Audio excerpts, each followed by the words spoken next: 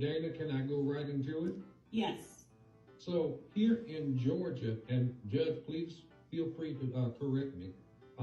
Here in Georgia, we recently had to pass a immigration law that now puts it at the state level, particularly upon sheriffs in terms of when inmates are brought into jail, everyone has to be verified to include those persons who may be illegal immigrants. So it's now upon sheriffs that we don't have to wait for the federal authority. We now have a law in place that makes it mandatory for checks of everyone that they also have to be fingerprinted and photographed.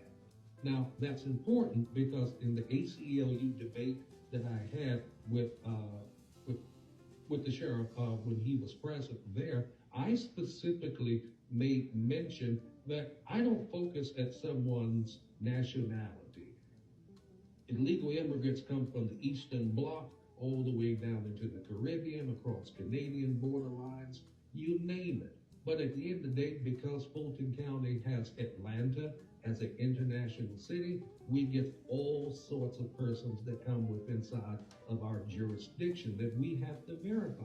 And I'd be damned if I am going to just catch and release someone because of an immigration status and say, here, we're going to give you a cash bond, or we're just not going to fingerprint you. That would be manifestly against another inmate's rights, particularly the 500,000 of black young men up on the floors at the Fulton County Jail that don't get that same due process. No question, which is, I particularly want to talk about the fact that Homeland Security is one of those federal agencies, so I was getting to that question. The first one was about local, but there are federal agencies that sometimes tell us, like, we would like to defer some of the responsibility of national agencies to the county. That is a relationship that exists. One of those relationships, which is not existing now, but has been brought up as potentially would reprise and be a part of the relationship with Fulton County, is the relationship with ICE. The ACLU has done a lot of study around the harm that happens when the national government or the federal government puts ICE responsibilities onto Fulton County. If that came up, would you be supportive of working with the Department of Homeland Security on taking on some of the responsibilities of ICE, or would you not be a part of that response? Do you not believe the Sheriff's Office should be involved in that? So it's a yes or no. Do you believe, yes, we should be involved in that, or no, we should not be involved in immigration services?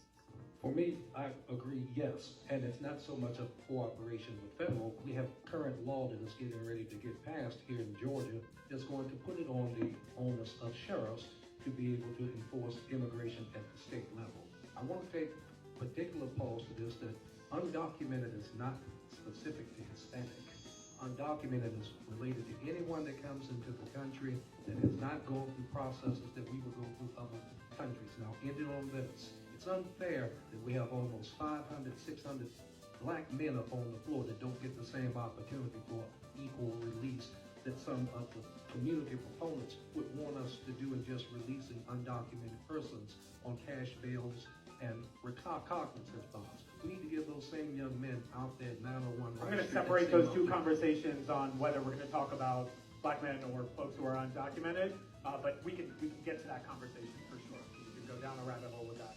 At the end of the day, immigration, if it's properly enforced, you cannot cry and say that it's racially motivated. We have to protect our citizens as much as we have to protect those persons under the Constitution when they come into our country.